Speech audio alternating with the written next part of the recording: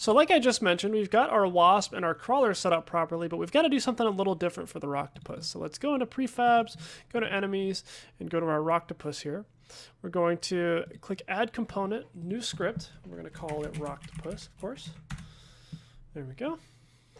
And we should see that pop up here any second. Before we open that up, let's go back to our assets folder and move our Rocktopus into the created scripts folder. We can do that on the side, or you could go through the resources folder, go to scripts, and go to created. But now we've got our Rocktopus script here. Let's go ahead and open it up. We're going to make this inherit from enemy controller. And again, that's because this is an enemy and we want it to do all the behavior stuff that we just programmed into our enemy controllers there. So it's going to act just like our normal enemies do. We can go ahead and delete our update and start methods here. We're going to declare a couple of variables. Public game object projectile prefab, which, as you might guess, is going to be that projectile prefab that's in our enemies prefab folder. I'm going to say public transform launch position, and the semicolon there, and public float projectile speed, and we'll set that equal to 5f. Cool. Next, we need to add some more room here. We're going to say protected override enumerator. Enumerator attack. There we go. And here what we're going to do is override that coroutine we wrote for attacking, so our Rocktopus does its own thing, because our two other enemies are melee attackers, as in they have to touch you to hurt you. For these ones, we want them to actually deal damage from afar. So what we're going to do is say transform.lookAt target, and add the semicolon there. And what we can then do is say attacking equals true. So that's, this look at line is going to turn our Rocktopus to face our player, and then attacking is true. We're going to start that attack animation. So it's anim.set trigger. Oops, not set bone location. Set trigger attack. There we go. We're going to say game object go, stands for game object, is equals to instantiate, and angle bracket game object, and in the parentheses, we're going to say projectile prefab. So we're instantiating an instance of our projectile prefab here. We're going to say GameObject.transform.position is equal to our launch position.transform.position. Oh, we don't need the dot transform. We can just say dot position because that is already a transform for us. And then we can go ahead and say GameObject. Not gizmos. Go.getComponent rigid body, open and close parentheses, dot velocity is equal to our target's position minus our game object's position dot normalized. And what this does is we're subtracting these two vectors from each other, and the normalized method is going to make that value have a magnitude of 1, and then we can multiply that by our projectile speed, which is going to give us a way to set the angle and the direction of our projectile flying out of our Rocktopus, but also set its speed to match exactly what we set at our projectile speed. We're then going to say yield return new wait 4 seconds attack delay, and then our semicolon there, and attacking equals false. Great, so that's all it takes to set up our Rocktopus. We can go ahead and go back to our enemy prefab folder now and select that guy, and we're going to see his stuff located here. What we actually want to do is click the open prefab button at the top. We can collapse this armature game object here, and what we're going to do is say projectile prefab. We're going to put that here, and we're going to grab this launch position object and drag that in here. Once you've got those both assigned, we need to set a health too. We'll give this guy a health of 20, so we'll make him the tankiest one.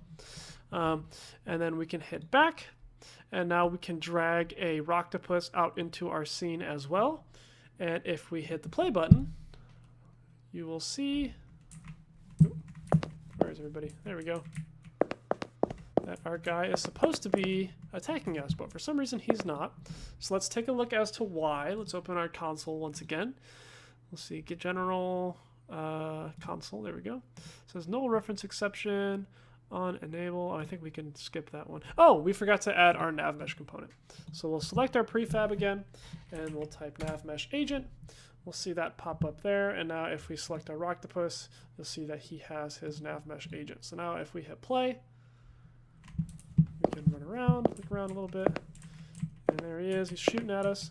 It looks like he's shooting at us from pretty close, and I think that's not what we want. It also looks like our projectiles aren't destroying themselves like they're supposed to. So let's go ahead and see why. Oh, we're missing our projectile script. So what we need to do is make that.